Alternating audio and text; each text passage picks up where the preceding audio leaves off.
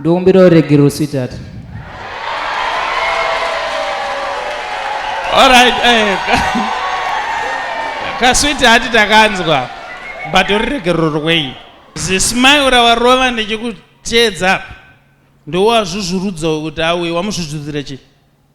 Ichokwa ndina muzvuzva Prophet. Chaida ndimuzvuzvurudze ndoda kuziva kuti pakati pemukadzi wangu nemuning'ina wangu pane zviripo here.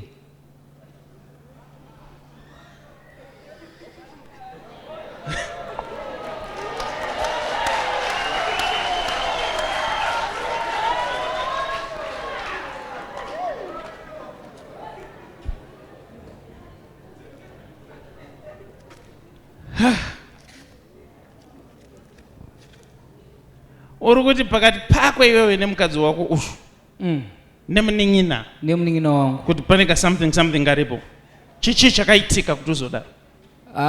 Chakaita kuti zvidaro last year ndakakasika kubva kubasa pandakaneta ndobva ndabuda mandati kandienda hangu mba ndinorara mubedroom. Pandakanorara ndakapepuka zenzanzi aku 11 TV yairira vandangoti kandimuke ndinoona kuti chindodzima TV ndasvika paitambwa bhora magames eusiku aya. But time yandakapinda mudining ndakaona mukadzi wangu nemuning'ina wangu inini vanga vakagara pasofa rimwe chete vari 2. But chakandinetsa manje ndechekuti mukadzi wangu ruoko rwake rwanga ruri mutirauzi remufana wavo. Pandakavaona vakabva varadza kuvhunduka, mufana wangu ndobva asumuka bva anogara pane rimwe sofa. Madhamu akatoita confusion vakasumuka futi pasofa ravanga vari vakagara pane rimwe sofa. Pandakatanga kubvunza kuti zvafamba sei, muning'ina wangu akatanga kujamba ndobva aramwa. Okay. Yeah.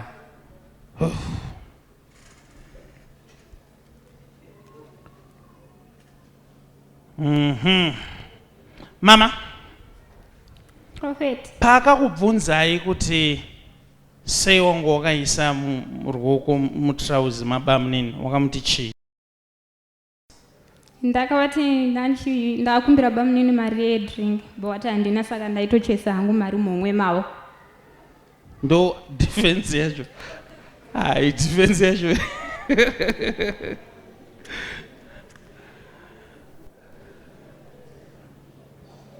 Ndiri kunzwa kuda kutomoka boys rangu.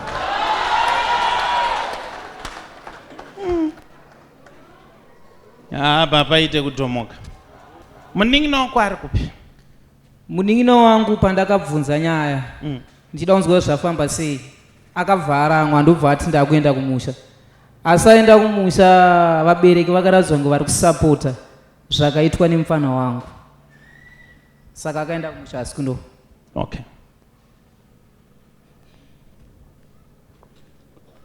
Uko mama vaisecha bamunini mari muzipu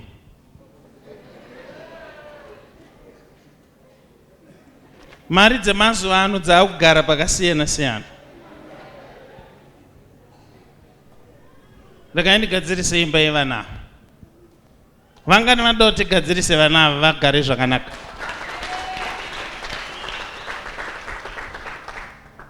Regai ndikubatsire asikana. Ndozviziva kuti mune defense dzenyu dzamakapa murume but hamugone kudziita pano. Iro Bible rinotaura kuti pana John chapter 8, the truth shall set you free. If you continue in my word, then truly you are my disciples, and you shall know the truth, and the truth shall set you free. Ndozvitaura shoko raMwari. Chokwadi ndo chinokusunungura. Tell me, she wakazviitirai.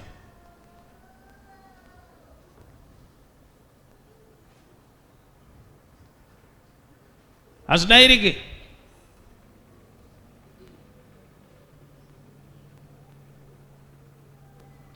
Ndoita vekuratidza here, ndoita sei? Zvinobuda here?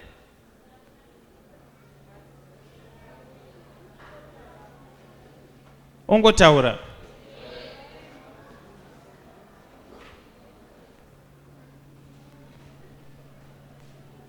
At least kunyarara haumiskotwe ka. Kunyarara vana vazotaura nekumwe zvive zviri nani. Mwanangu, chokwadi ngachikusonongore. Tell me what happened. Chakanyanya ndibhowa ndechekuti murume uyu akapfimba munin'ina wangu. Now tine gore tiri tese akapfimba munin'ina wangu tine 2 months. So munin'ina wangu akazondiudza achindiforwardira mamessage achiti sisi ona zviri kuitwa nabangu. Mamessage akawandisa aindisendera achindiforwardira achiti ndo zvakaitwa nabangu. Alright, saka revenge kai.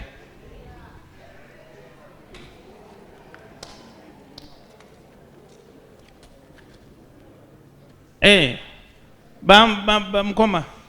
Chaitika na mainini. Mama kuchidzoshoko kuna mainini se? Kuna mainini ndaitamba chirutamba chiramu.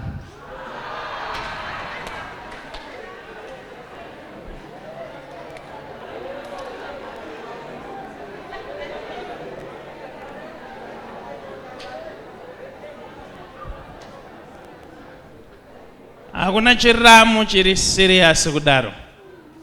So what is happening? We are in revenge mode. Are we into the revenge achit? Cherozodi. But isu atidi vanhu vano revenge na kudai ku revenge na ndikwa Mwari. Tanzukana na vanangu. So mdzimai wako zvaaita izvi. Ai ku revenge nyaya maininiyo. Nokuti vona mainini vanowirirana zvekudaro. Wazvinzwa? Amen prophet. Imboti zvekudaro. Zvekudaro. Vanowirirana zvekudaro. Saka nyaya ingori pana pa way out magadzirisira ndingagona kungokuita ndeyekuti kumbirana regerero mutange 2024 aribo. Saka iwe uchakumbira regerero mudzimai wako. Mudzimai wako ukumbira regerero iwewe. Then menda munogara musha.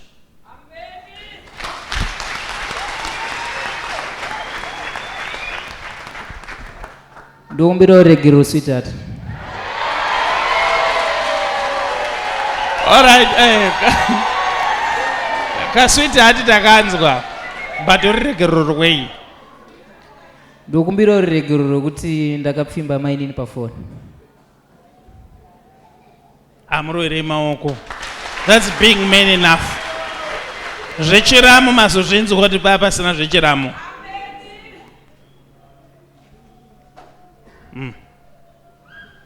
Mama. Sorry zvakone zvandakaita. Handichabatana nemunin'ina wako.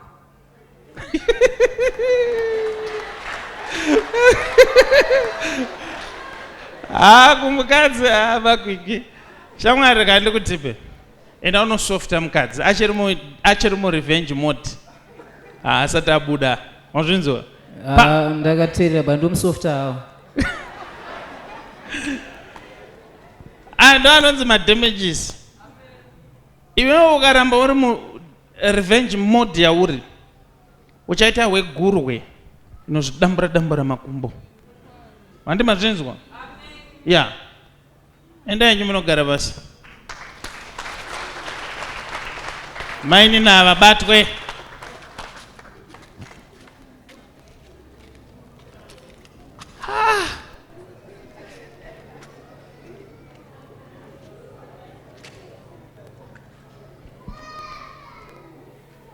Aikone ku revenge na kudaro. Vana mai rakaenda kutaura secret one. Mukada ku revenge kudaro pakupedzisira ndimo nozovero. So kana utori mumba itoshinga.